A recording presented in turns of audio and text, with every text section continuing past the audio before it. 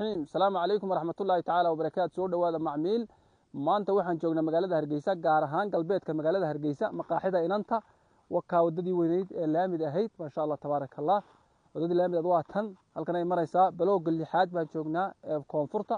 macmiil waxaan ku haynaa afar balood ma sha Allah tabarakallah oo saddex wada leh.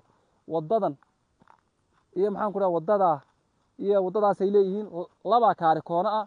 waa kurkii hore balooga kurkiisii hore weeye. ma sha Allah tabarakallah, afar balood weeye macmiil. baloodadan qiimo macquul ah ayaa lagaa siinayaa. haddaad cagaf haysato, cagaf barooya oo maxaan ku dhahaa cagafyadii waaweynaaya na waa lagugu bedelayaa insha Allahu tacaala. ayaa maxaan ku dhahaa baltooser tahayd waa lagugu bedelayaa cusub oo jaynaysa haddaad hayso insha Allahu tacaala.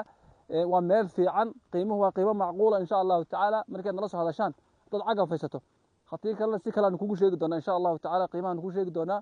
soo dhawow macmiil, dhulkan ka faa'iideysan insha Allahu tacaala. waa dhulka quruxda badan aad arkaysaan, wadadiina u dhowdahay insha Allahu tacaala. maxaan ku dhahaa weyneyde galbeedka qabanaysay.